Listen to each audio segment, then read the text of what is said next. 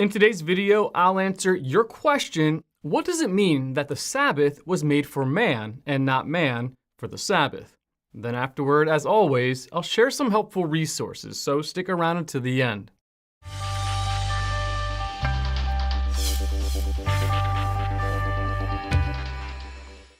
In Mark chapter 2, verse 27, Jesus said, "The Sabbath was made for man, not man for the Sabbath." This statement was in response to the accusation that his disciples were breaking the law regarding resting on the Sabbath when they walk by some fields and pluck heads of grain. See Mark chapter 2, verses 23 through 28. When the Pharisees accused Jesus' disciples, Jesus referred them to an example from the Old Testament. David was once in need of food and was given consecrated bread that was technically only lawful for the priest to eat. The holy bread had served a practical need of God's anointed, David, and his followers. Just as in Jesus' day, the grain served a practical need for God's anointed, Jesus, and his followers. David and his men had not acted sinfully in eating the showbread, and neither were Jesus' disciples acting sinfully in picking heads of grain on the Sabbath. Jesus concludes, the Sabbath was made for man, not man for the Sabbath. So the Son of Man is Lord even of the Sabbath. Mark chapter 2, verses 27 through 28. His response to the accusing Pharisees contains two important teachings. First, the Sabbath was intended to help people, not burden them. In contrast with the grueling daily work as slaves in Egypt, the Israelites were commanded to take a full day of rest each week under the Mosaic law. Pharisaical law had morphed the Sabbath into a burden, adding restrictions beyond what God's law said. The act of picking heads of grain and munching on it as one walked along a field should not be considered harvesting, as the Pharisees tried to categorize it. The disciples had not broken God's law.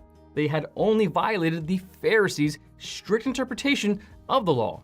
Jesus reminded the Pharisees of the original intent of the Sabbath rest.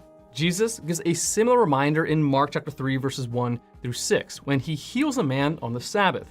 The Pharisees were looking to accuse Jesus and closely watched his response to a man with a shriveled hand. Jesus asked them, "Which is lawful on the Sabbath, to do good or to do evil, to save life or to kill?"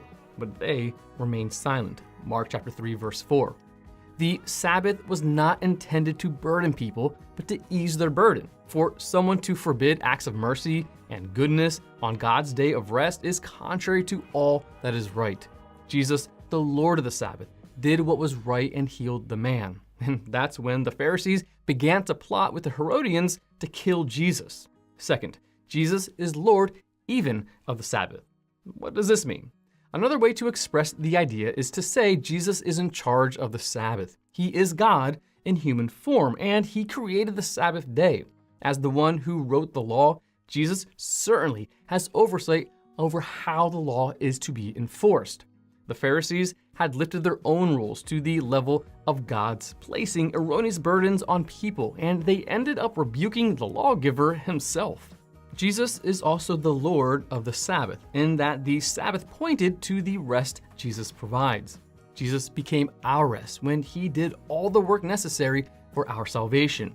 He fulfilled the law and the prophets. Christ is the culmination of the law so that there may be righteousness for everyone who believes. Romans chapter 10, verse 4. We rest spiritually in him. He has secured our eternal blessing. As believers set free in Christ, we are not judged by whether or not we keep the Sabbath day. Instead, we follow the Lord of the Sabbath, Jesus Christ. We find our rest in him, and 7 days a week are filled with worship of him.